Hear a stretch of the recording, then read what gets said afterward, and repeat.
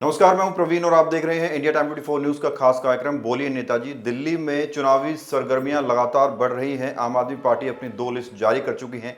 लोगों के अपने अपने दावे हैं, अपनी अपनी उम्मीदें हैं, लेकिन इस बीच नेता क्या सोचते हैं, उनकी इलेक्शन को लेकर सोच क्या है, ये जानने के लिए आज हमारे साथ स्टूडियो में हमारे मेहमान हैं पूर्व डिप्टी मेयर और पालम के सादनगर से पूर्व पार्षद कुलदीप सोलंकी।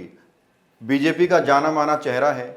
कुलदीप सर, शुरुआत पालम से ही करते हैं। आम आदमी पार्टी ने अपनी दूसरी लिस्ट में पालम से जो वर्तमान विधायक है भावना गौड़, उनकी टिकट काटकर जोगिंदर सोलंकी पर भरोसा जताया है।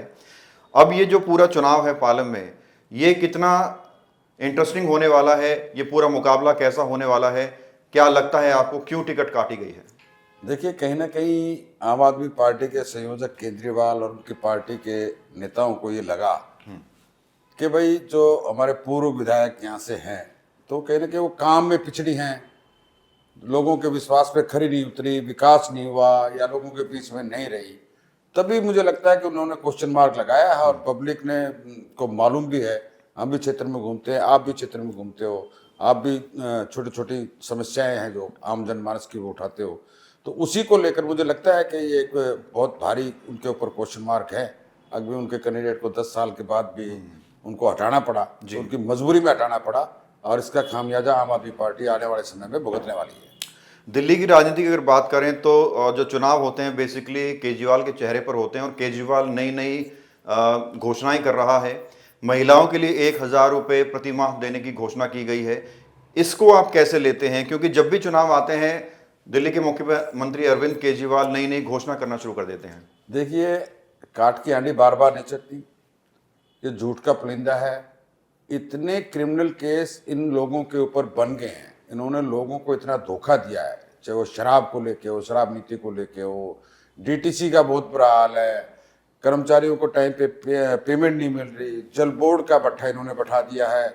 अब वो इतना प्रॉफिट में होने के बाद वो पैसा गया कहाँ, ये सब जांच का विषय है। आने वाले समय में सारी कैग के थ्रू इनकी जांच होगी, रिपोर्टिंग आएगी, सबके सामने आएगा। इन चीजों को लेके ही तो ये भागने की कोशिश कर रहा है। मुझे तो लगता है ये डर गया है आज की तारीख में, ये दिल्ली के लोगों से डर गया है। इसलिए जो इन्होंने पहले भविष्यवाणी की 1,000 रुपए की जैसे बात की, तो पंजाब में इनकी सरकार है, इन्होंने वहां आज तक नहीं दिया है। और इन्होंने लोकसभा के चुनाव में भी ये किया था, तो इनकी सरकार तो अभी तक थी ना, अभी भी कर सकते थे कैबिनेट में पास करके, और आज भी इनकी सरकार है। अब ये कहते हैं चुनाव जीतने के बाद करेंगे जी, वो पैसा कहां से आएगा? फिर क्वेश्चन मार्क लगा देंगे, एलजी हमें काम नहीं करने दे रहा, एलजी हमें रोक रहा है। तो तुम्हें रोक रहा है तो तुम हटो ना लोगों के बीच में से, एलजी को लोगों के सामने आमने सामने होने दो। इसका एक बहाना है, लोगों को बरगला रहा है, बहुत टाइम से बरगला रहा है। लेकिन इस बार दिल्ली की जनता ने तय कर लिया कि इसके झूठ के बहकावे में हम आने वाले नहीं है। इसको अब की बार जहां भी जाएगा जूते लगने वाले हैं। कुलदीप जी, अभी महिलाओं की हमने बात करी, ऑटो वालों के लिए स्पेशल उन्होंने घोषणा की है। 5 गारंटीज ऑटो चालक को उन्होंने दी है, जिसमें बेटियों की शादी में पैसा देना, उनका इंश्योरेंस वगैरह, ये सब शामिल है। इसको आप कैसे देखते हैं? मैं ऑटो वाले भाइयों से एक निवेदन करूंगा, आप लोगों ने केजरीवाल की बहुत मदद की और 10 साल से आप उनके बीच में हो। 10 साल में उन्होंने क्या दिया आपको, जो आज 10 साल के बाद इस चुनाव के टाइम पे आपकी याद आई है? आप उससे सवाल करिए ना। आज वो घोषणाएं कर रहा है, तो कल तक तो वो भी सीट पे बैठे थे, आज उन्हीं की चीफ मिनिस्टर सीट पे बैठी है। वो आज चुनाव वोट लेने के लिए आपके लिए घोषणा कर रहा है, इससे पहले कर सकता था वो। लेकिन आप बात वही है ना, आके कुछ लोग उनके बरगलाए में आ भी आते हैं, लेकिन लोग अब समझदार हो गए हैं। सोशल मीडिया एक माध्यम है, उसको देख लिया है। भ्रष्टाचारी चीफ मिनिस्टर, जो चीफ मिनिस्टर से रिजाइन नहीं दिया, जेल में रह के आया, उसके मंत्री जेल में, उसके बाद फिर वो आके बाहर ऐसी ईमानदारी की बातें करता है, तो बड़ा एक अजीब सा एक न्यू लगता है। कैरेक्टर है कहाँ से आया है और ये कहाँ जाने वाला है, दिल्ली की जनता को कहाँ लेके जाएगा? जैसा कि आप बीजेपी के जो शीर्ष नेतृत्व में नेता हैं, जो लगातार मंचों पर जाकर कह रहे हैं कि फ्री की राजनीति चल रही है, और साथ में ये भी कह रहे हैं कि जो फ्री की सर्विसेज दी जा रही है, अगर बीजेपी गवर्नमेंट आती है तो वो लगातार कंटिन्यू रहेंगी, बल्कि बढ़ा के दी जाएंगी।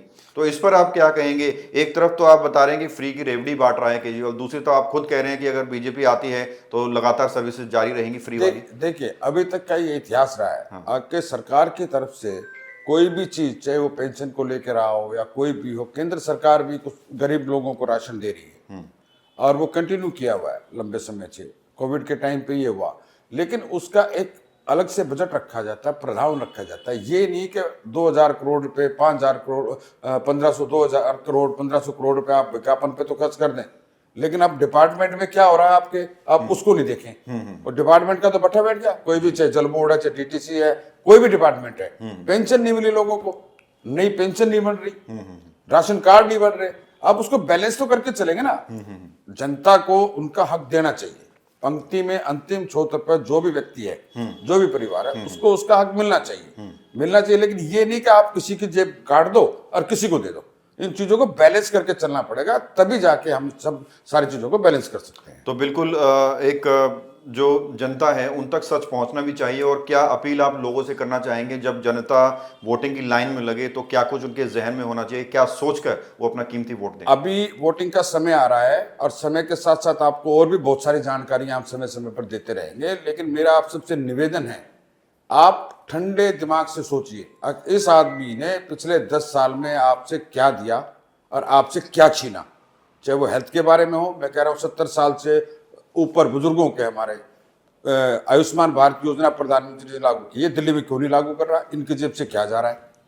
आयुष्मान भारत योजना है पूरे परिवार के लिए, 5 लाख का बीमा है, 70 साल से बुजुर्ग हमारे लोग हैं, उनका 5 लाख का बीमा है, क्यों नहीं लागू कर रहा, वजह क्या है। ये जब भी आपके गली मोहल्ले में आए तो आप इनसे जरूर पूछना। और हमारी भारतीय जनता पार्टी के 7 MP हाईकोर्ट गए हुए इस काम को लेके, भाई ये योजना दिल्ली में लागू क्यों नहीं हो रही है। मेरा सबसे निवेदन है, आप बहुत ठंडे दिमाग से सोच के इस बार आप वोट करिए कि आने वाले 5 साल हमें पछताना ना पड़े और हमारे क्षेत्र का विकास हो, हम एक प्रसन्न रहें और हमारे परिवार में कोई दिक्कत ना आए किसी बात की, और हमारे क्षेत्र में डेवलपमेंट और सारी सुविधाएं हमें बराबर, चाहे हेल्थ की हो, शिक्षा की हो, सारी चीजें उसमें मिलती रहे। बिल्कुल कुलदीप जी, बहुत बहुत शुक्रिया हर सवाल का जवाब बड़ी बेबाकी से देने के लिए और अपना कीमती समय देने के लिए। आपको बता दें कि कुलदीप जी का लगातार हम समय समय पर इंटरव्यू करते रहेंगे और राजनीति से जुड़े तमाम विषयों पर लगातार बात करते रहेंगे। और आप देखते रहिए इंडिया टाइम 24 न्यूज़। खबरों से खबरदार रहने के लिए चैनल को सब्सक्राइब करें और प्रेस करें बेल आइकन।